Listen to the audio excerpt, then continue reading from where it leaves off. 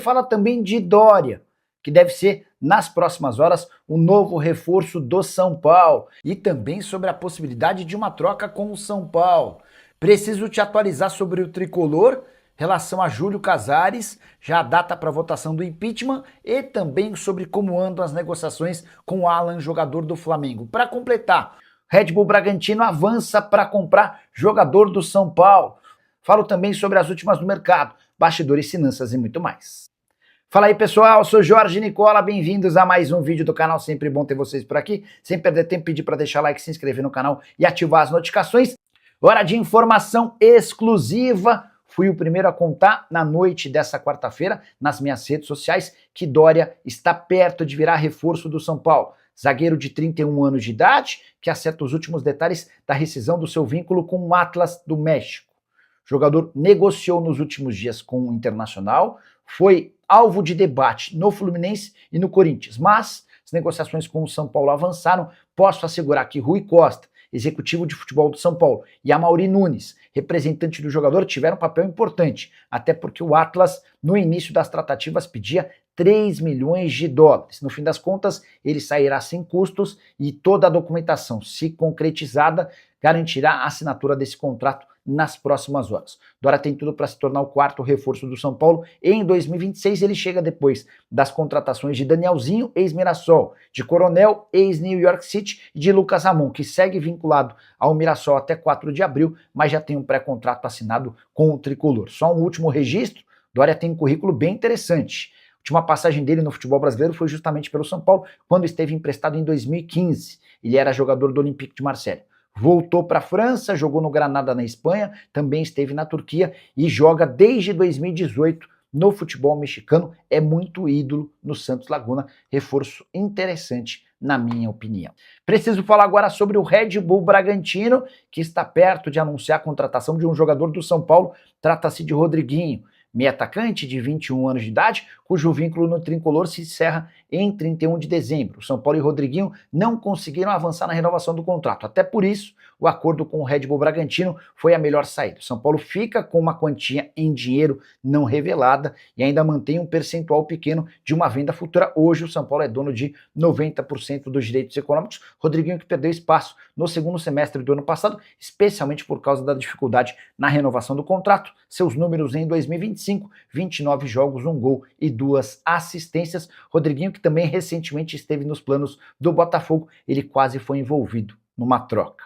Alan será o quarto reforço do São Paulo para 2026 e o processo de impeachment de Júlio Casares. Trago novidades sobre os dois temas a partir de agora, começando por Alan.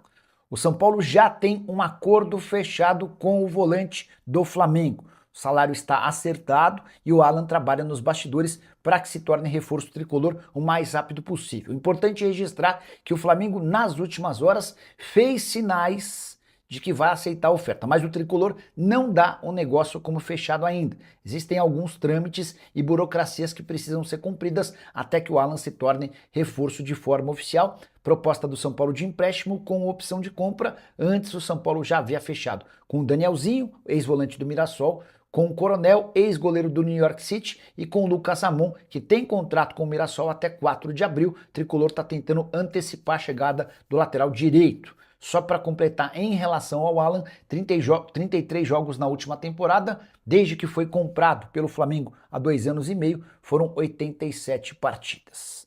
Quero completar essa parte do São Paulo para explicar a respeito de Júlio Casares.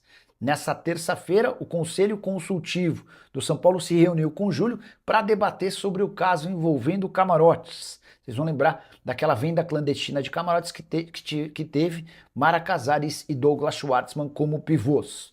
O Júlio foi ouvido pelos membros do Conselho Consultivo, eram 9, e 8 desses 9 optaram e recomendaram que ele não renunciasse. Somente um, o José Carlos Ferreira Alves, que é opositor, votou a favor da renúncia do presidente. Importante registrar que as últimas denúncias contra o Júlio, o depósito de R$1,5 milhão em dinheiro na sua conta entre 2023 e 2025 não foi alvo de debate. De qualquer forma, o presidente do Conselho Deliberativo, o Outem Aires de Abreu, marcou a votação do impeachment de Júlio para 14 de janeiro, ou seja, daqui a uma semana. E o Corinthians pode contratar nos próximos dias sem custos um zagueiro brasileiro de currículo internacional e também pensa em uma troca com o São Paulo. Deixa eu começar falando sobre a troca. Dorival Júnior pediu a contratação de Alisson, volante que pertence ao São Paulo e perdeu um pouco de espaço, especialmente depois da chegada de Hernan Crespo. Com a possível ida do Alan pro tricolor, o Alisson vai perder ainda mais espaço. E é nesse contexto que o Corinthians procurou o São Paulo, pediu a contratação do atleta e agora São Paulo e Corinthians tentam chegar a um acordo sobre qual jogador do Timão poderia ser envolvido nessa troca, que deve ocorrer por empréstimo desde que São Paulo e Corinthians encontrem um jogador para ser utilizado como contrapeso. O Alisson já teve momentos muito legais no São Paulo ao lado do Pablo Maia, mas perdeu espaço. Sobre o zagueiro, eu me refiro a Gabriel Paulista, 35 anos de idade. O Gabriel rescindiu seu contrato com o Besiktas e está livre para fechar com quem bem entender. Jogador super corintiano, ele já declarou isso diversas vezes em suas redes sociais. Inclusive, uma de suas últimas postagens, ele aparecia com 2 malas com destino ao Brasil e nessa foto ele aparecia com uma camisa do Corinthians. O Gabriel tem outras sondagens de clubes brasileiros, mas vai dar toda a prioridade para jogar no Timão. Ele e toda a sua família são corintianos fanáticos. Temporada atual de 17 jogos pelo Besiktas, foi titular durante todo o mês de dezembro.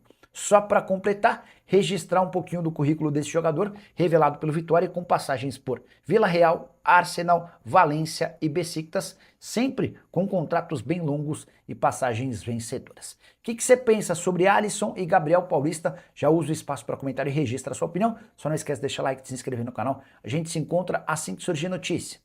Tchau. De informação exclusiva, o centroavante argentino Andrés Vombergar, que já foi especulado em vários clubes brasileiros, acaba de deixar o São Lourenço. O vínculo dele se encerrou em 31 de dezembro, existiam tratativas para a prorrogação do contrato e o Andrés decidiu sair do clube e está livre para fechar com um próximo clube. Já há conversas entre o representante dele no Brasil, o Alexandre Faria, e times daqui. Posso assegurar que o Internacional, o Mirassol e o Vitória estão entre os interessados, embora outros possam recorrer a esse atleta. Centroavante de 1,87 m de altura, bom finalizador, é o típico camisa 9. Na temporada passada pelo São Lourenço, 29 jogos, 9 gols e 1 assistência. Uma curiosidade sobre esse atleta, ele se naturalizou esloveno, apesar de ter nascido na Argentina e chegou a disputar partidas oficiais pela seleção do país europeu. Só para completar sobre o Vombergar, antes de chegar ao São Lourenço, jogou por equipes dos Emirados Árabes do México, além da Eslovênia. Gustavo Scarpa no São Paulo. Antes de gravar esse vídeo, consultei uma pessoa do departamento de futebol do Tricolor, que tratou a possibilidade como praticamente zero, embora o São Paulo tenha feito 2 investidas para tentar fechar com o jogador que parece fora dos planos de Jorge Sampaoli no Clube Atlético Mineiro.